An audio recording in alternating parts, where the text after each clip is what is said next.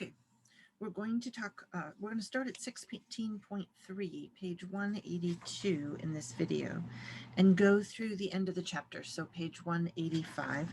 And I'm going to partly read and partly talk, and we'll just work through this material. And so it starts on 16.3. The essence of the perfect was given at the beginning of the chapter, and it's this idea of completion, the basic English equivalent of I have untied.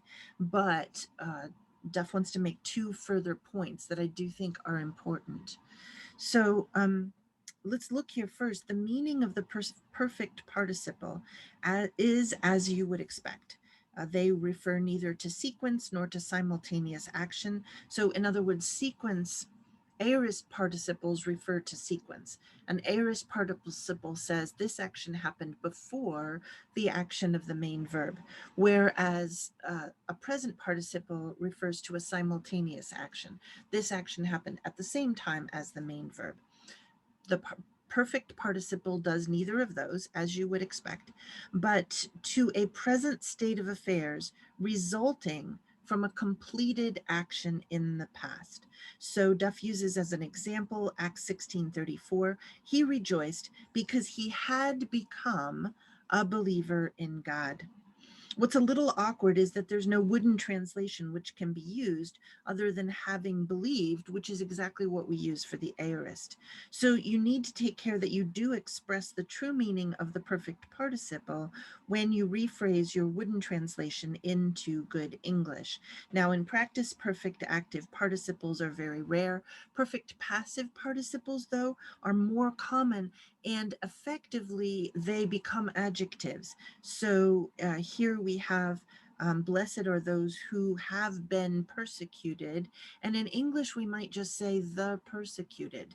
So here we have a participle that functions as an adjective that has been turned into a noun, right? And a lot of times you'll get these perfect passive participles that just act as an adjective and modify a noun. So the persecuted disciples, it might be, or something like that.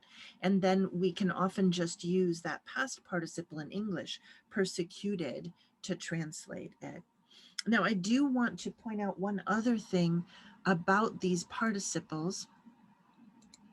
You've seen this chart before, but we have here, I mentioned when we looked at this chart the last time that you didn't know the perfect participles yet. Now you do. And so again, if you have a perfect participle and it's in the nominative in whatever number and gender is the same as the subject of the sentence, it's possible that a perfect participle might express the cause for the main verb, the condition, so an if whatever, then the main verb, and concession, that would be an although this thing happened, still the main verb. I do want to point out as well that this word had, and we'll see this again on the next page, when English uses had, sometimes it carries the sense of this used to be true but isn't true anymore, which is the exact opposite of what the perfect tense in Greek conveys. So we have to be careful of that as well, that whatever we use in English isn't implying, for example, that he had become a believer but isn't anymore, kind of understood. No, that's not part of the meaning here. Duff also helps us by going through the difference between the perfect and the aorist. He says the basic English equivalent, I have untied, for the perfect, and I untied for the aorist, are not always very dependable. So that's why when you're thinking of these translations, you want to think about what the meaning is, not what the wording is. Aorist is a past event that's undefined. Perfect is a completed event. Check it off the list. It's done, and it's still done now.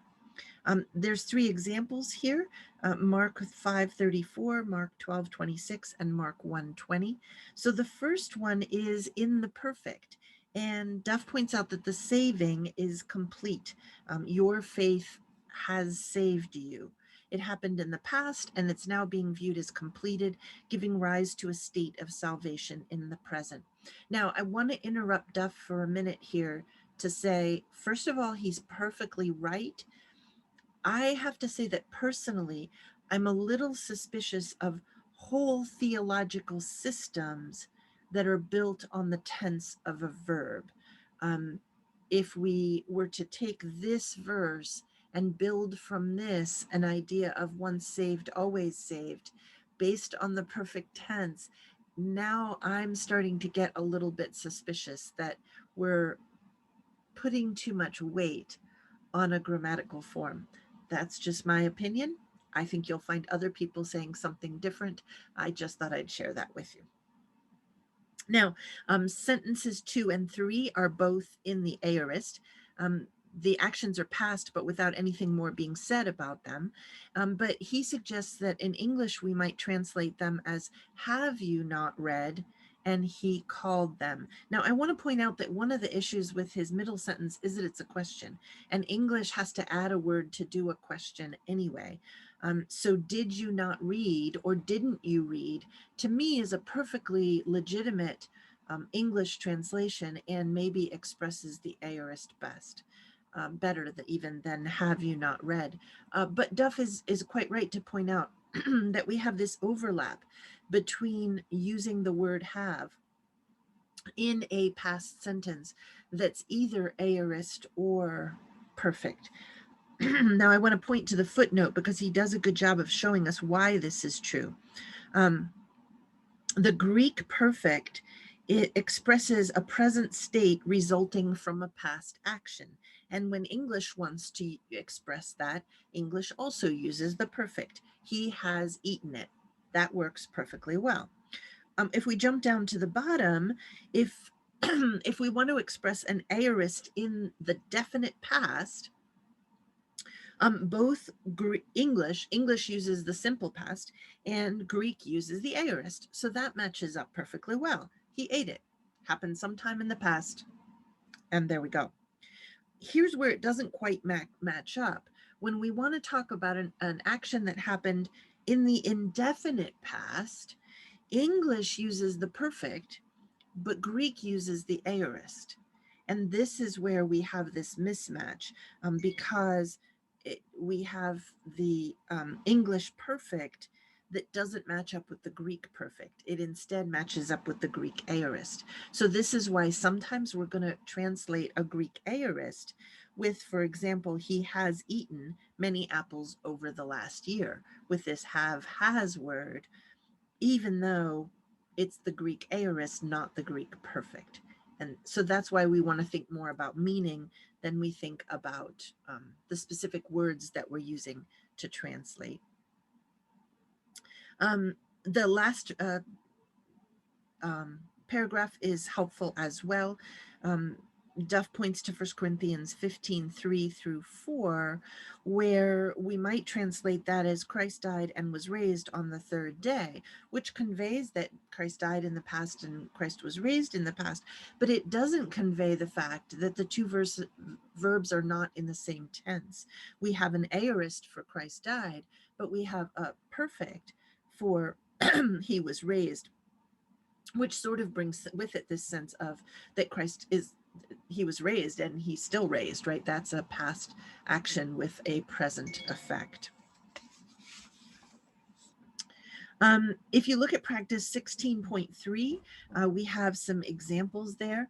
We have, first of all, I have learnt Greek. That would very definitely be a perfect in the Greek, because it's an event that happened in the past that's still true today. You learned Greek, it's done, and you still know Greek, hopefully. The second one, though, I have learnt my vocab every day. That's not going to be a perfect tense in Greek because it doesn't have this sense of completion. You're not finished. You're still learning vocab. Number 3, she has been helped by the teacher. Now, I want to point out here that this is a passive sentence. The word been alerts you to that, as well as the by the teacher prepositional phrase. In the active, it would be the teacher has helped her. But let's leave it in the passive. We can deal with a passive now. We have, she has been helped by the teacher, and Duff suggests that this would be the perfect. And that's absolutely true if what we're conveying here is that the teacher stepped in and helped her, and now she's been helped and things are going well. If, however, the context is a conversation about the problems she's had and what are we going to do because she's still having a problem, and somebody says, well, in the past, she's been helped by the teacher, clearly that's not the sense of it's done, it's over, and now we move forward. So that might better be in the aorist passive then. Number 4, they have the books. Duff points out that that's a present tense, perfectly true, that's the present tense. However, again, we want to think about if the meaning of they have the books comes in the context of, well, they went to the store yesterday and now they have the books. It's possible that the Greek would choose to say they got the books. In other words, they got them yesterday and they still have them. That would be a good way in Greek of expressing this idea of something that they completed yesterday, going to the store, that has a result today. They still have the books today. But if we're just looking at the tense of the English, absolutely, it's present tense, translate it in the present tense. And then number 5, they spoke to those who had seen it all. Here we have this sense of the aorist because they had seen it sometime in the past. Again, you might choose the pluperfect, but that would only be if you really wanted to emphasize this sense of something that happened in the past that is still affecting them today. Now, what about the pluperfect? The pluperfect is very rare. The forms are on the next page, and I'm going to read them with you, but they're not even in the chart because this form is so rare that we don't run into it much. It's a variant on the perfect and moves the time of the events one stage further into the past. So the perfect is I have broken the window. It's a past event, but it's still broken. But the pluperfect then would be I had broken the window. And often it's in a sentence with a perfect or something akin to an aorist. So I had broken the window, but then my dad came home and saw, still past, that it needed to be fixed. So in English, this had moves it farther back into the past, usually before some other event. Then Duff points out that we can't just think of every time we see the English had, it would be the pluperfect in Greek, because Greek uses the word, because English uses the word had for 2 kinds of constructions that have nothing to do with time, with tense.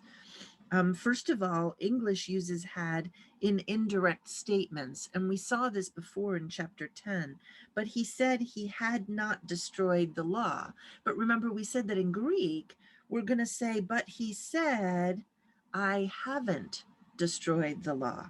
Or, but he said that he didn't destroy the law, right? We're not going to translate this indirect statement in this indirect way that English does. Rather, we're going to translate it something that's closer to what he actually said when he was heard speaking. The other time that in English we use the pluperfect is in a temporal clause. And this is what I was talking about before when I was talking about an event that happened before something else. When he had come, he spoke to the people. Spoke is already in the past tense. Now had come, it's even farther back in the past. And of course, Greek would normally translate this with an aorist participle. We've seen that aorist participles express this time sequence and something that happened before the main verb, even if the main verb is in the past. So that allows you to use an aorist participle for this temporal clause that English requires a pluperfect for. Again, note that this word had in English sometimes implies that something happened in the past and is no longer true, which is the exact opposite of what the perfect does in Greek. The forms of the pluperfect, here we have the forms for luo. They are very similar to the perfect forms, except that in the active, we still have the kappa, but it's connected to the ending with an alpha or with an epsilon iota instead of an alpha. So we get, and it has an epsilon augment that is sometimes there and sometimes not there. So elelukein, elelukes, eleluke, elelukemen, elelukete, elelukesan. That's the pluperfect active forms. And then for the middle and passive, we have middle and passive endings that are very similar to the aorist and the imperfect middle endings, but the vowel is dropped, just like with the perfect. We have no connecting vowel here. So we get elelumen, eleluso, eleluto, elelumetha, eleluste, elelunto. Now here we have a question in practice 16.4. When would we use the pluperfect? Sentence 1 is when he had arrived, they began to eat. So here we likely would not use the pluperfect because we have that temporal clause, and we would just use an aorist participle to push the time back before the main clause verb. Number 2, the scribes said that the law had been broken. Here, this is an indirect statement, so we wouldn't use the pluperfect in Greek. The scribes said the law has been broken. So we might use a perfect, we might use an aorist, depending on what the sense is here.